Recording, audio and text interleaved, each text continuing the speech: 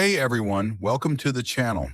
Today we're diving into something that a lot of people don't know about, airport secrets and sneaky airline tricks that are used to influence your behavior, spending, and sometimes even your stress level. Whether you're a frequent flyer or just someone who travels occasionally, airlines and airports have all kinds of tactics in play behind the scenes. From the design of terminals to pricing strategies and even the way they call for boarding. So grab your coffee, sit back, and let's lift the curtain on the stuff airlines hope you never notice. 1. The illusion of cheap tickets. All right, let's start with the big one. Cheap ticket pricing. Airlines advertise super low fares to hook you. You'll see something like only $39 to Miami and think, wow, what a deal. But the trick is, by the time you add in baggage fees, seat selection, food, taxes, and other extras, that $39 turns into $200 real quick. It's called unbundling. They give you the ticket dirt cheap, but everything else costs more.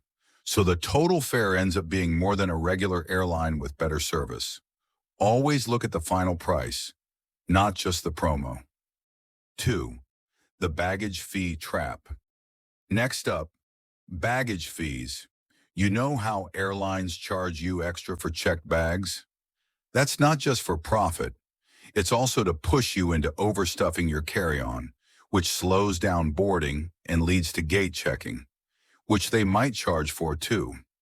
Some budget airlines even make the carry-on more expensive than the check bag, just to confuse you. Tip: always check the baggage policy before you book. One airline's included carry-on might be another airline's $60 add-on. 3. Airport layout psychology. Now let's talk about the airport itself. The layout is designed to make you spend. Ever notice how you exit security straight into duty-free? That's on purpose.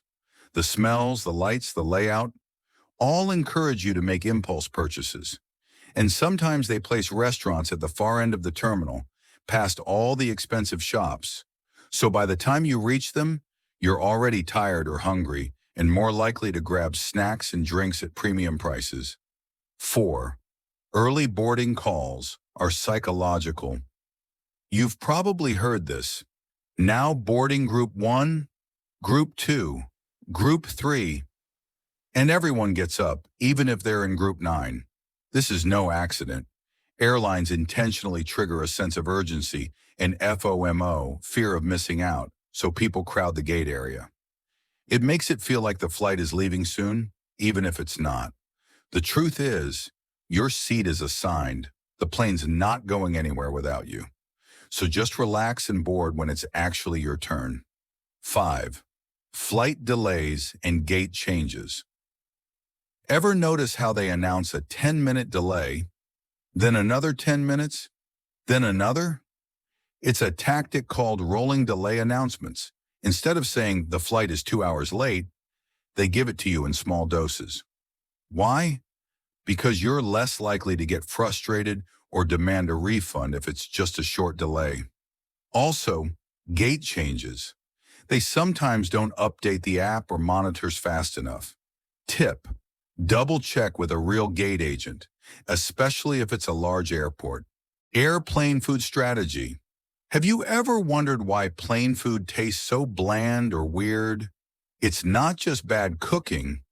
It's altitude plus dry air that reduces your taste sensitivity by up to 30%. So what do airlines do? They oversalt, oversugar, or even use strong umami flavors to make food seem tasty. But that's also why food seems too salty or greasy on the ground. Pro tip: bring your own snacks and drink plenty of water. Airplane cabins are drier than the Sahara. 7. Seat selection charges. You've probably seen this during booking. Select your seat for $10. But here's the catch. You don't have to pay. If you skip that step, you'll still get a seat assigned automatically when you check in. Airlines make it seem like you'll get a bad seat if you don't pay, but that's not always true. If you're traveling solo or don't mind middle seats, just skip the charge. Families, though, yeah, you might want to pick seats to stay together. 8. Limited time offers and add-ons. When you're booking, they hit you with add travel insurance now or only 2 tickets left at this price. Most of the time, those timers and scarcity notices are fake, just pressure tactics to get you to buy. Travel insurance is sometimes useful, but check if your credit card already covers it. And don't fall for extra add-ons like priority boarding unless you really need it. It's often not worth it. 9. Red-eye flights and cheap deals. Ever wonder why red-eye flights are so cheap? Well, it's not just demand. It's because airlines want to maximize plane usage. Planes sitting on the ground cost money, so they pack late-night or early morning flights to squeeze more flights per day. These cheaper tickets look great, but remember, bad sleep, tired arrival, and limited airport services can affect your travel experience. Only book red-eyes if you're okay with the trade-offs. 10. Frequent flyer programs. Let's be real. Frequent flyer programs sound great, but they're designed to keep you loyal, not necessarily to save you money. Miles often expire, blackout dates apply, and redeeming rewards is a hassle. Also, you may end up overpaying for loyalty by sticking to one airline, even when others have cheaper or better options.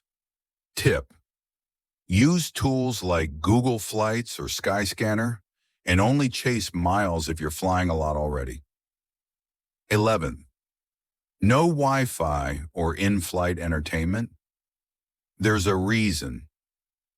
Some budget airlines don't offer in-flight entertainment or even Wi-Fi. Why?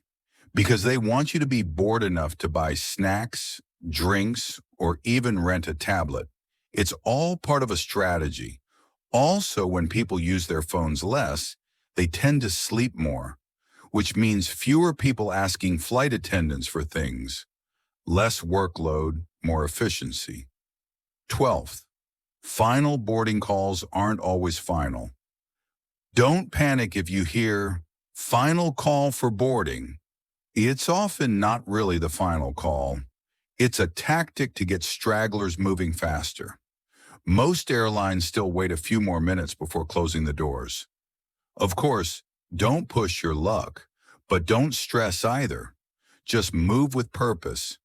The real final call is when the gate staff closes the door and disconnects the bridge. So there you have it, the hidden tricks airlines and airports use to influence how you travel, what you buy, and even how you feel. Some of these are clever business moves, others are just plain sneaky. But now that you know what to look for, you can travel smarter, save money, and stay in control of your experience. If you found this helpful, make sure to hit that like button, subscribe for more behind-the-scenes travel tips, and drop a comment if you've ever been tricked by any of these airline tactics. I'd love to hear your stories. Safe travels, and I'll see you in the next one.